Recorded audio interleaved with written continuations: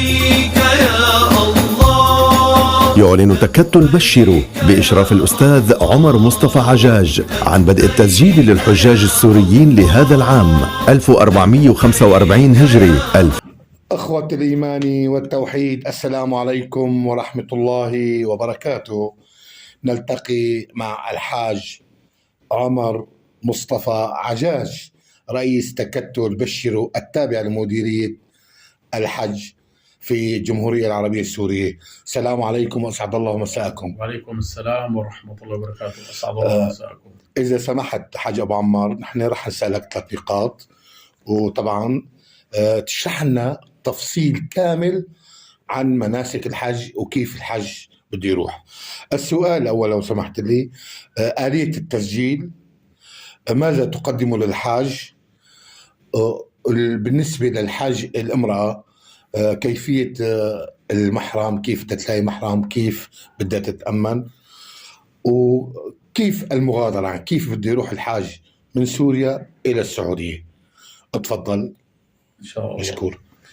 الأمر الأول، بنشكر مديرية الحج السورية على ما تقدمه من جهود جبارة لتطوير ملف الحج السوري وخدمة الحجاج السوريين.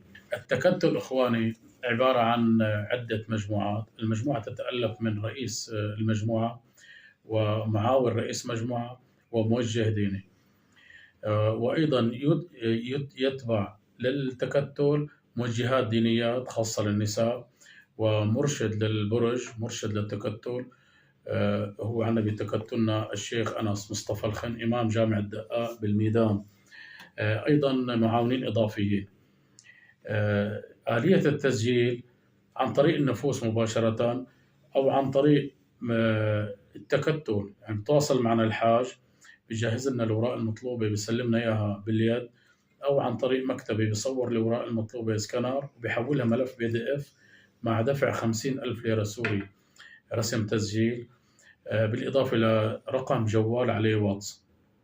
الأوراق المطلوبة جواز سفر صالح ل 21 الأوراق المطلوبة جواز سفر صالح ل 1/12/2025 أو هوية شخصية، بالإضافة لصورة شخصية خلفية بيضاء، وإثبات صلة القرابة إذا يوجد معه محارم، إثبات صلة القرابة دفتر عائلة أو إخراج قيد عائلة. بالنسبة للإمرأة، تسجيل النساء، إذا كان عمر الإمرأة 45 سنة وأكثر وما فوق لا تحتاج إلى محرم، سجل عصبة نساء. أما إذا كان العمر دون 45 سنة تحتاج إلى محرم شرعي. طبعا يعني ما أي شخص، زوجها، أخوها، والدها. إخواني كتاب يسألونا عن التكلفة، شو بتتضمن؟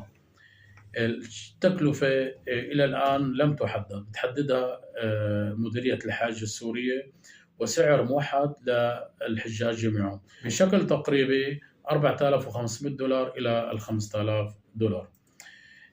بتتضمن إخواني الطيران ذهاب وإياب، الطيران من مطار دمشق إلى مطار جدة، لأن طبعا الرحلة أولا إلى مكة المكرمة، من مطار جدة باصات إلى الفندق، وهنا الترحيل السريع.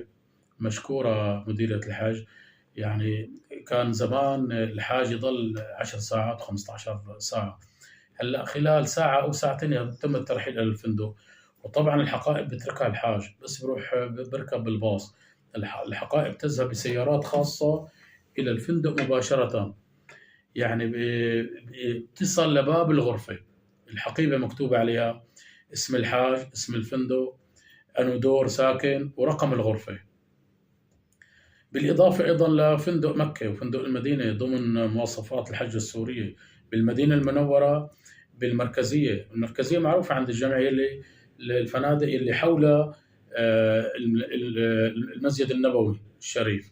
بمكة المكرمة أيضا فنادق ضمن مواصفات لجنة الحج السورية. البعد بده يكون حوالي من 3 كيلومتر ل4 كيلومتر، مخدم بنقل على مدار 24 ساعة إن شاء الله، بأحدث البولمانات، ببولمانات حديثة طبعا ومكيفة. أيضا بتضمن باصات المشاعر، الباصات المشاعر من الفندق إلى عرفة من عرفة إلى مزدلفة، ومزدلفة إلى منى. أيضا خيام عرفات، خيام منى. أيضا إخواني النقل بين مكة والمدينة، بين المدينة والمطار. وبالنهاية بنشكر مديرية الحج السورية على جهودها الجبارة بخدمة حجاج بيت الله الحرام. والله يجزيه الخير وبالتوفيق إن شاء الله للجميع. نسأل القبول للجميع.